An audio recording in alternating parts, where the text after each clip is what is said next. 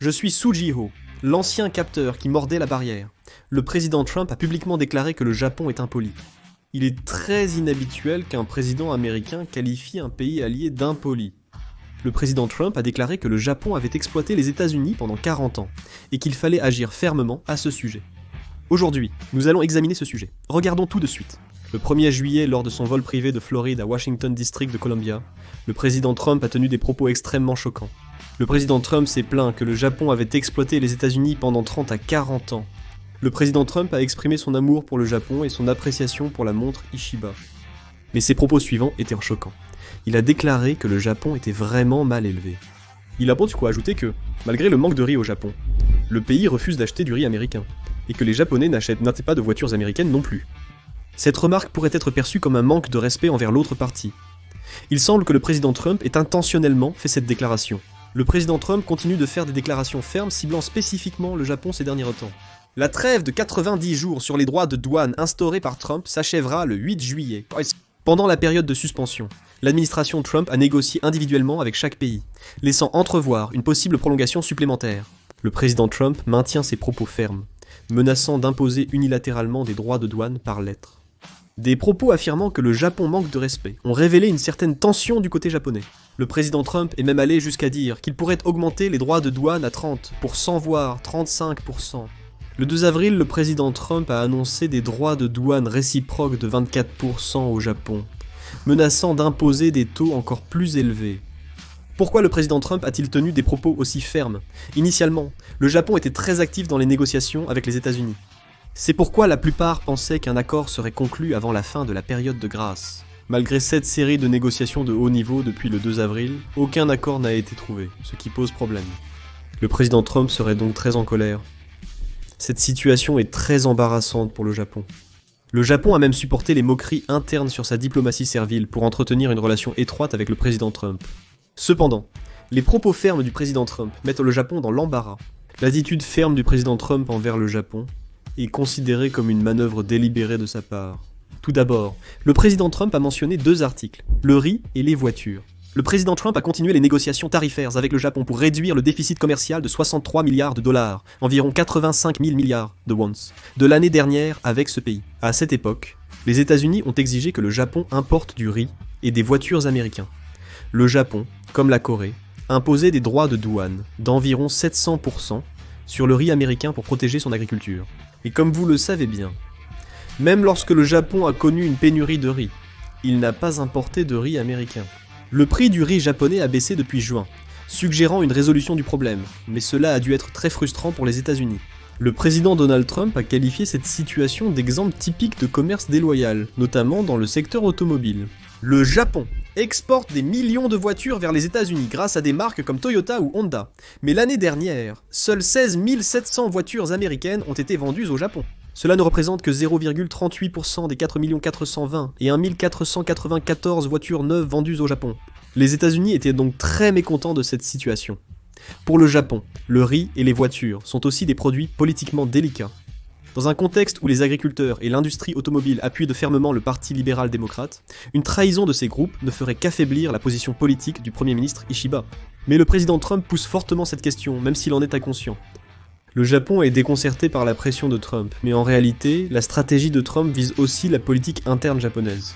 La cote de popularité du Premier ministre japonais Ishiba Shigeru est en baisse constante. La valeur est passée de 43% en janvier à 36% en mars, 33% en mai, et a chuté à 24% en juin. Mais le problème, c'est qu'il y a des élections à la Chambre des conseillers au Japon le 20 juillet. Le Premier ministre Ishiba et le Parti libéral-démocrate s'inquiètent de leur faible taux de soutien. De telles déclarations du président Trump embarrassent davantage le gouvernement japonais. Le Japon a déclaré qu'il ne répondrait pas à chaque déclaration du président Trump. Le président Trump exerce de plus en plus de pression afin que les négociations se concluent en faveur des États-Unis. Il est incertain que le Japon fasse des concessions. Hayashi Yoshimasa, secrétaire général du gouvernement japonais, a affirmé que le Japon ne comptait pas faire de concessions dans l'agriculture. Cela risquerait d'ébranler le soutien agricole, base électorale du Parti libéral-démocrate au pouvoir. Si le Japon cédait à toutes les exigences américaines, il risquerait non seulement de perdre les élections à la Chambre des conseillers, mais pourrait même devoir remettre le pouvoir à l'opposition, le pire des scénarios. Il reste incertain que le Japon fasse de réelles concessions.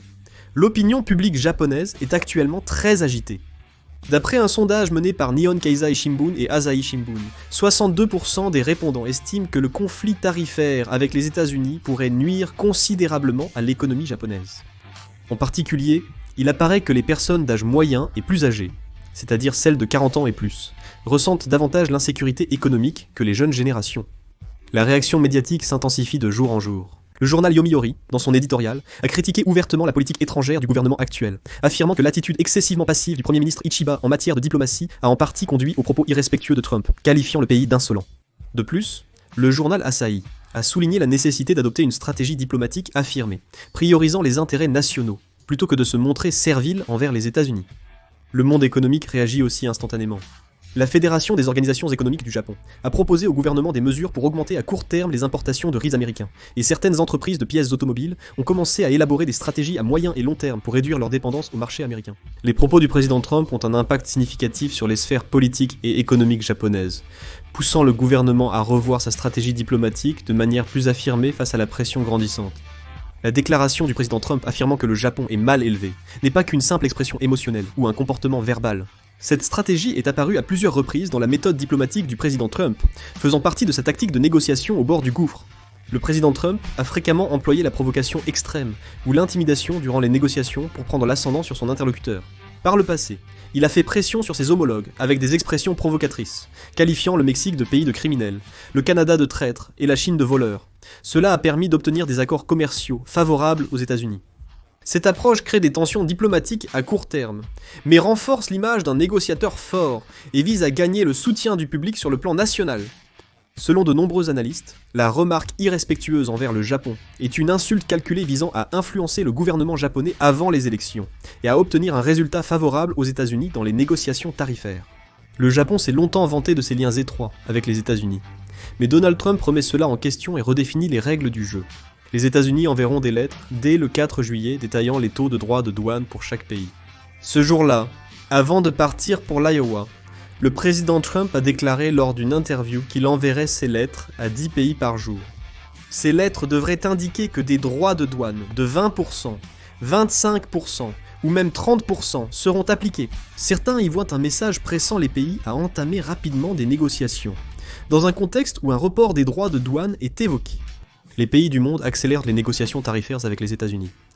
Dans le cas de l'Union européenne, il est vrai qu'elle éprouve encore des difficultés à trouver un terrain d'entente acceptable.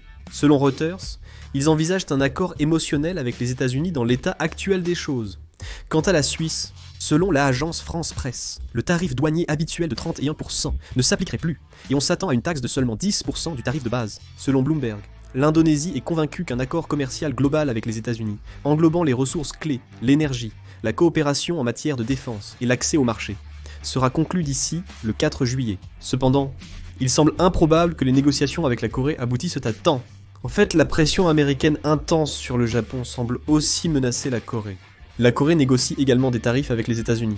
Le président Lee Jae-myung essaie sans cesse d'organiser un sommet avec le président Trump. Mais l'instabilité de la situation internationale empêche sa tenue. Selon de nombreux experts, prolonger le report des droits de douane serait actuellement la meilleure solution. La Corée poursuit les négociations, mais en raison de la situation nationale, elle n'a pas pu négocier correctement avec les États-Unis. C'est pourquoi il est très difficile, en réalité, de parvenir à un accord avant la date limite de la suspension mutuelle des droits de douane, fixée au 8 juillet. Ils insistent sur le besoin de plus de temps pour négocier et se concentrent sur l'obtention d'une prolongation de la suspension mutuelle des droits de douane. Mais sans cette prolongation, dès le 9 juillet, les droits de douane, mutuelle de 10%, jusqu'ici temporaire, passerait à 25%. Il n'est pas sûr que les États-Unis acceptent la demande de prolongation de la suspension. Scott Bessent, le ministre des Finances, a suggéré une possible prolongation de la suspension si nécessaire. Mais c'est le président Trump qui détient le pouvoir de décision. J'espère sincèrement que cela aboutira dans un sens favorable à la Corée. Que pensez-vous des actions du président Trump? Partagez vos avis en commentaire. Merci d'avoir regardé cette vidéo. Merci.